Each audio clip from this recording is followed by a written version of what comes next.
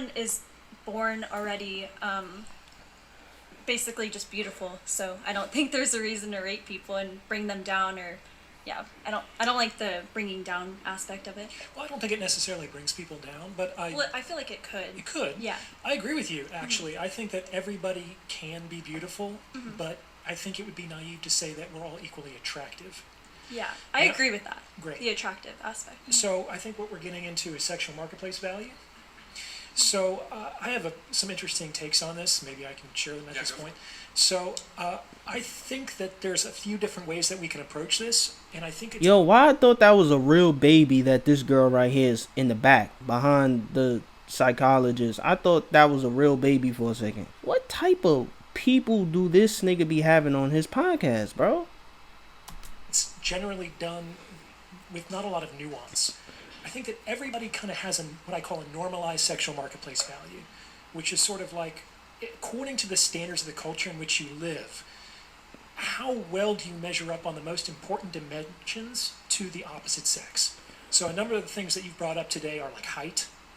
This guy led with his socioeconomic status. He makes $200,000 a year. So these are things that I think would be on normalized sexual marketplace value for men. For women, it would be their physical appearance, their age, things like that. But no one really knows what their sexual marketplace value is because all transactions are based on perceived sexual marketplace value.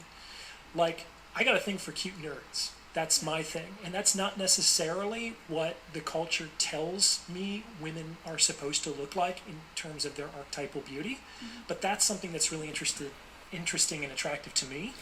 And you never really know until you engage a person how they perceive you in terms of your general attractiveness. Just because you don't accord with the socialized, normalized sexual marketplace value doesn't mean that you can't be highly attractive.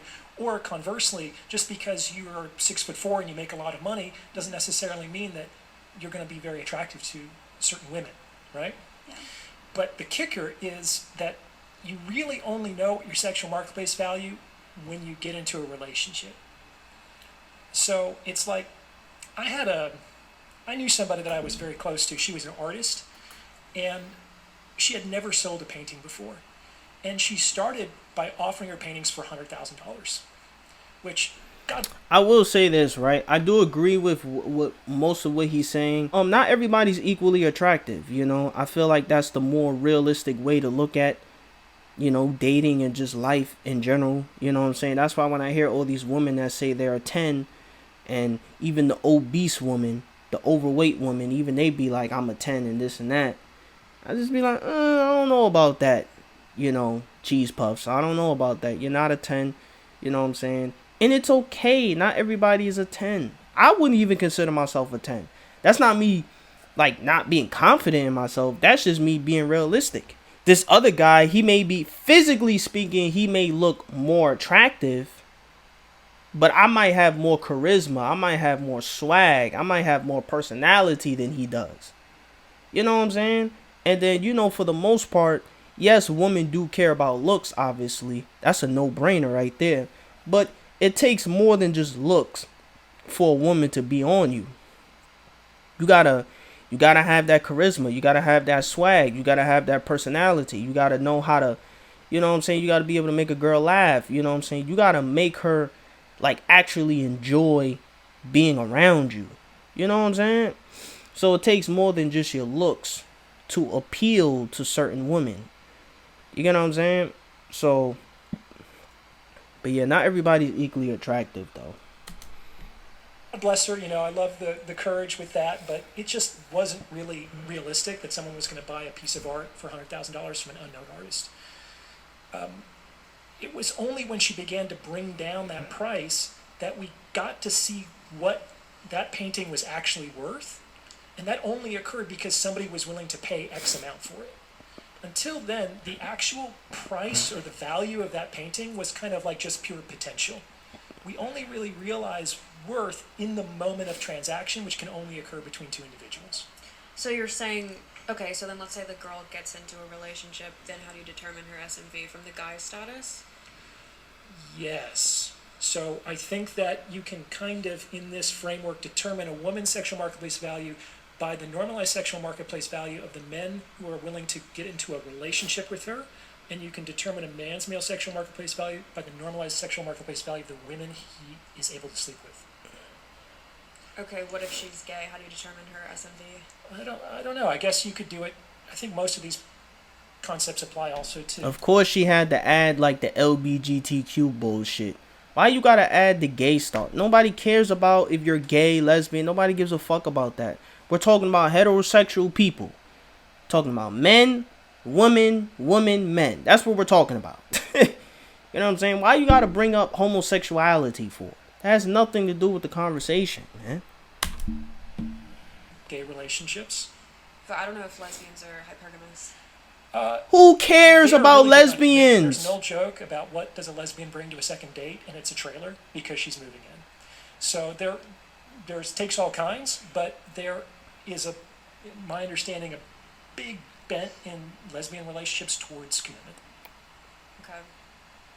I just feel like in high schools and colleges, like people kind of date people at their school. They're probably like in a similar income range. Sure. So I don't know how you would determine like the SMV of like a college sophomore is dating another college sophomore who are both kind of an equal amount of college debt. And This bitch is talking about like high school and college, bro. What are you talking about, bro? you wouldn't say she has low SMV because she's dating a guy in debt and not getting scooped up by a millionaire, right? So doesn't that kind of make your definition of SMV kind of irrelevant to most dating instances? No, because I think it's based on the context in which you exist. So we can say that people might have a normalized sexual marketplace value for the culture at large, but maybe the culture that and the context that matters most to you is your campus. Or maybe it's even just like the people in your homeroom class. Like there's all kinds of hierarchies within social systems as soon as more than two people start to relate to each other. Okay, so then you would then judge it based off like, okay, is that guy an athlete? Is he like doing well, or like what would be in high the school? Yeah, metrics? that's the stereotypical one. It's like who is the big man on campus is the quarterback, right? Sure. Now, does this guy can he compete with somebody who's 35, makes $1 million a year? Well, it just depends on what the woman is looking for. You know, she might be so involved in that context that she will actually choose the quarterback over somebody who makes, hundreds of $1,000s a year. I think it really depends on the context. All right. Oh, and one more thing, and I think this is why this is great advice for guys, especially maybe the shorter kings out there, 5'7", is find a context in which you can shine. Like you can be a contextual alpha. I know you might not love that term, but you can definitely have a higher sexual marketplace value in certain contexts versus others. Okay, that was a cool little video. I mean, the girl with the glasses, she was kind of getting on my nerves because she kept bringing up like gay, lesbian. That has nothing to do with the conversation, boo-boo. Why you keep bringing that up? But yeah, man, for the most part, what he said was true. I mean, depending on the woman, would depend on what type of man she would deal with. But generally speaking, most men are going to want to be, I said most men, most women are going to want to be with a man that is, financially successful. He makes a lot of money. You know what I'm saying? Of course, he has to be somewhat physically attractive. But for the most part, they really just want a man that is masculine, that provides that security for her, that's able to provide for her financially, and just not really necessarily take care of her, but just, she can depend on him. You know what I'm saying? To be that leader in the relationship. You know what I'm saying? And this is what a feminine woman would want. You know what I'm saying? Now, if she's masculine, that might be a whole another discussion for another time. I ain't gonna get into that. And vice versa. A man, he wants a woman that is physically attractive, that has that beauty, that youth that he's looking for. You know what I'm saying? She's able to have his kids. You know what I'm saying? And she just provides that peace for him. That I would argue that's what most men want from a woman. And it's really that simple, man. Like, some of these women be trying to overcomplicate this shit like it's rocket science. It's not rocket science. It's very easy to understand. But, yeah, man, that's the end of the video, man. I hope you enjoyed it, and I'll see y'all next time.